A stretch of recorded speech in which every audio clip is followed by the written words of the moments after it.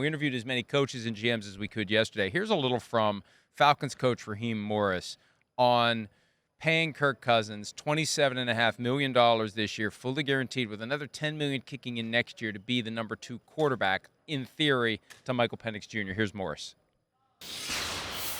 But talking about financially being in position to do it, no, you don't want it. Is it ideal? No, of course not. But, like, all of those things will be determined in time. Right now it's really early here. The scouting combine, all of those things will happen right now. You know, obviously we have a bunch of different things that we got to go through from a contract standpoint because of the no trade clause and other things that you talk about. So we'll figure those things out as we go. I feel really good about the people that are going to be in charge of making those things happen, whether it's myself, whether it's Terry, whether it's all the guys that are involved with that decision making on Kirk's team. But ultimately we'll make those decisions as we go and figure it out. Look, they're stuck, and it really is a game of chicken. Because what they can say to Cousins is, if you want to play next year, you have to work with us and let us trade you to another team that will inherit your contract. If you don't, yeah, you're going to still make $27.5 million, and $10 million is going to kick in next year, guaranteed, but you're not going to play. And they may push that right up to the brink of when that extra $10 million kicks in, and then they have to decide who's going to blink. Is he going to blink and say, fine, I'll stick around, or are they going to blink and cut him? And I think at the end of the day, they'll. I have a hard time, even though we said yesterday, hey, it's not a ton of money to pay for a backup, especially when you got a rookie under, exactly, right, or a second-year guy under a rookie contract. Right. I feel like that they're going to want to move on and find another backup quarterback and avoid that $10 million kicking in next year. I would agree with that, yes, but like to your point and what you're saying, they could handle it for a year. They could. I mean, they certainly could do that, and if they were, calling around the NFL, not getting any of the trade answers or assets thrown their way in a capacity in which they found necessary, then I wouldn't be shocked if they kept him.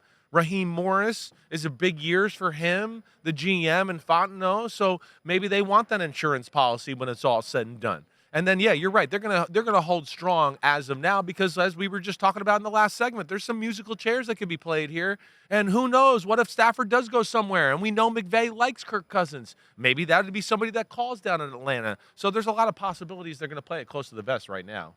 The Falcons could handle it better, I think, than Kirk Cousins could handle it. He strikes me as a Ryan Tannehill type of, it's not my job to sit behind you and train you and groom you and help you for you to take my job. Yeah, sure. He just strikes me as that sort of guy who needs to be the starter.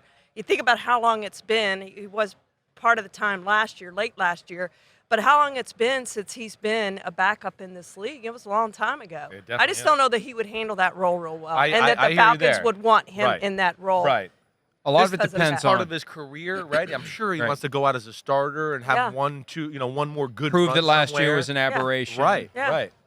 I think a lot of it comes down to how other teams value him. That's where it's going because this isn't the same as Russell Wilson. When Russell Wilson got cut and had $39 million that he was going to make from the Broncos, it's easy to say I'll take a one-year deal with the Steelers because nobody's paying him $39 million. Right. But if Cousins is suddenly available, is he getting more than $27.5? And are the Falcons actually going to save a significant chunk of their $27.5 million? That's another factor that goes into this. If you think there's a team out there that is willing to pay him $35 or $40 million per year on a multi-year deal, then maybe we do cut him.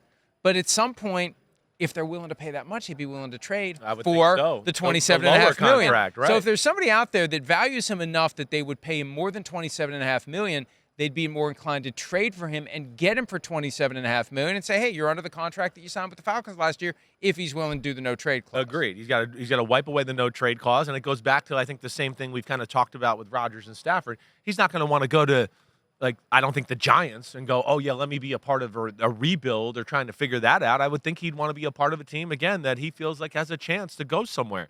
That'll be what's interesting. But to your point there, the film is going to be interesting in how the league views him because, we had weeks in week 2, 3, and 4 where before he was benched where I was going, man, his arm looks weak. We broke it down on the show. All the way back to week 1 against the Steelers. Exactly right. So there was issues. Nobody's going to watch film of Kirk Cousins from last year and go, oh, wow, man, he looked good. No, they're going to go, I don't know. I hope he's not done. Is he going to rebound He from did this? look good on the tennis court. Right, exactly. Well, we had fun with that. We had fun with that. So I know this is a dicey situation for Kirk Cousins. Yeah, 16 interceptions last year. He was not a good quarterback, but having said all that, Yeah.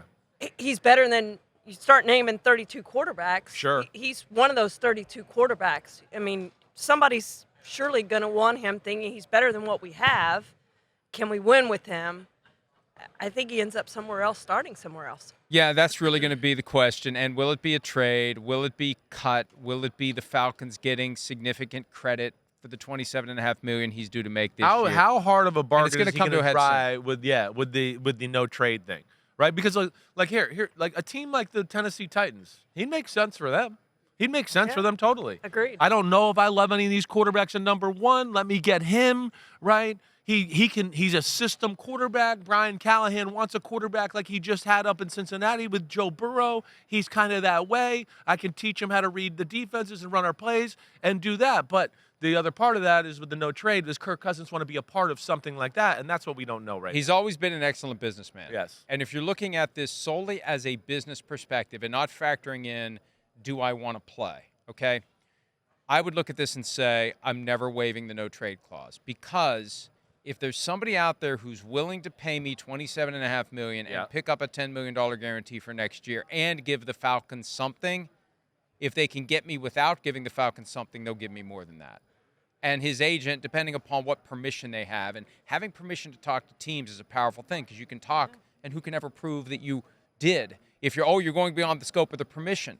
But you can talk about, hey, what would you pay him if he gets cut? What would you pay him if he refuses to waive the no trade clause? So I think at the end of the day, Cousins is going to say, I'm not waiving it.